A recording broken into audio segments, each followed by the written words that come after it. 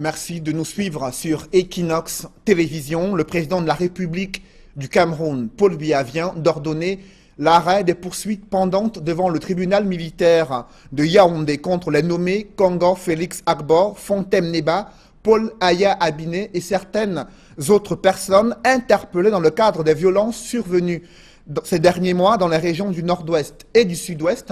Selon un communiqué du secrétaire général de la présidence de la République, cette décision de Paul Biya est l'expression de sa volonté de rechercher en tout temps les voies et moyens d'une résolution pacifique des crises au Cameroun.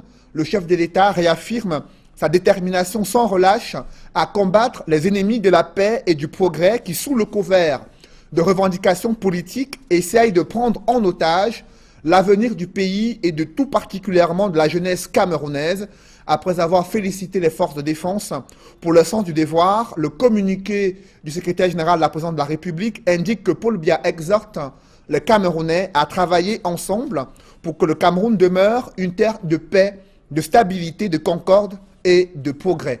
Pour comprendre davantage cette décision du président de la République qui ordonne l'arrêt des poursuites judiciaires contre le leader de la crise anglophone, je reçois tout d'abord sur ce plateau Éric Fernand Kouamouo. Bonsoir. Bonsoir, Cédric Moufélé. Vous êtes le rédacteur en chef d'Equinox Télévision. Quelles sont d'abord les grandes leçons à tirer de cette décision du président de la République?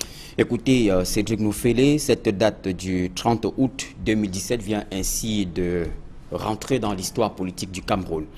Toutes les littératures qui se feront désormais sur la crise anglophone dans notre pays intégreront cette date comme étant celle à laquelle le président de la République décida de l'arrêt des poursuites contre les leaders anglophones.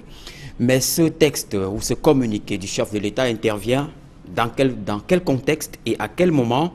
Eh bien, il intervient au moment où la radicalisation affichait ses muscles les plus tenaces, au moment où le ton de la radicalisation se montrait davantage ferme, au moment où l'on croyait closes les portes des négociations. Assurément, ce communiqué du président de la République rendu public en début de soirée est salutaire. Salutaire et louable car il vient ainsi relancer la machine des négociations, relancer l'espoir du nettoyage profond des bribes de division qui avaient jusqu'ici entaché l'idée de la cohésion nationale. Bon à savoir, Cédric Moufélé, deux grands courants de pensée ont émergé depuis le début de cette crise au Cameroun. Deux courants de pensée qui ont été affichés par le gouvernement. L'un, une posture que nous pouvons qualifier ce soir de modérée et une posture négationniste.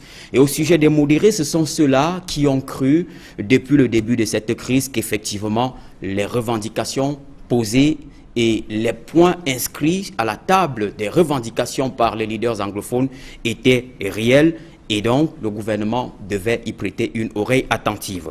Ceux-là ont prêché justement le discours de la légitimité et évidemment, on peut dire qu'ils ont contribué à établir ce sursaut que l'on a vécu depuis le début de cette soirée à travers ce communiqué du président de la République. Ensuite, il y a des négationnistes. Ceux-là pour qui la crise anglophone n'était qu'une vue d'esprit. Ceux pour qui la crise anglophone n'existait véritablement pas. Souvenez-vous d'ailleurs de cette sortie du ministre de la Communication. C'était pour être précis le mardi 17 janvier 2017 à Yaoundé.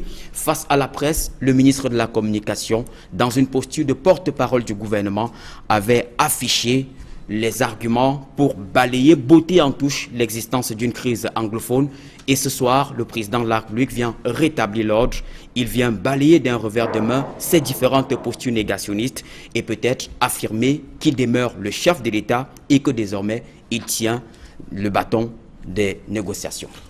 Éric Fernand Kouamouo, que va-t-il désormais se passer dans les tout prochains jours, vous qui êtes introduit au sein du palais d'Etoudi dans les secrets présidentiels? Écoutez, Cédric Moufélé, pour ne pas se montrer dithyrambique, il convient de rester lucide en indiquant ce soir, Cédric, que d'un point de vue analytique, il va sans doute se dessiner l'émergence d'une nouvelle classe en guise de conséquence, l'émergence d'une nouvelle classe de leaders, ces leaders qui viennent essentiellement ou qui se recrutent désormais de la société civile. Ce sont ces leaders qui viennent d'être légitimés, ces leaders qui ont ainsi, à travers cet acte du président de la République, vu leur position, leur posture et leur crédibilité renforcée au sein de l'opinion. Et en cela, le jeu du tam-tam pour la reprise des cours lundi prochain, évidemment, connaîtra une contribution assez importante de cette nouvelle classe de leaders. Et évidemment, cela sonne aussi comme une bouffée d'oxygène pour Jean-Ernest Massema Ngale Bibé, le ministre en charge des enseignements secondaires, qui se trouve depuis ce soir à Buea, dans la capitale régionale du Sud-Ouest. Donc, les vrais leaders de la crise anglophone ou les vrais leaders dans la zone anglophone ne sont plus désormais essentiellement des acteurs politiques, ils sont aussi et surtout des acteurs de la société civile. Ensuite, il faut indiquer que la géographie du pouvoir vient ainsi de subir une érosion dans les régions anglophones. La reprise des cours, évidemment, est l'une des conséquences aussi de ce communiqué du chef de l'État. Il faudra que les enfants retournent à l'école, car l'espoir est désormais grand, et vous le savez mieux que quiconque, Cédric Noufélé, dans l'histoire politique de notre pays, les revendications les plus profondes, portées par les nationalistes, devenus immortels, les Ruben Oumniobé, John Goufontia, etc., n'ont jamais privé la jeunesse de ce droit fondamental, reconnu par les textes nationaux et supranationaux, l'accès à l'éducation. Et donc, il est désormais possible que les enfants retrouvent le chemin de l'école. Et évidemment, pour y arriver, il faudra que les portes des négociations s'ouvrent immédiatement. Mais avec qui devra-t-on négocier? Avec des acteurs désormais crédibles, des acteurs hypocritement corrects. Merci Éric Fernand Coimont. Je rappelle que vous êtes le rédacteur en chef sur Equinox Télévision. Autre réaction à suivre dans ce journal, c'est l'un des avocats en charge de la défense du leader du consortium de la société civile anglophone, interpellé dans le cadre de cette crise des poursuites et qui bénéficie de l'arrêt des poursuites judiciaires. Maître Claude Assira ne cache pas sa joie.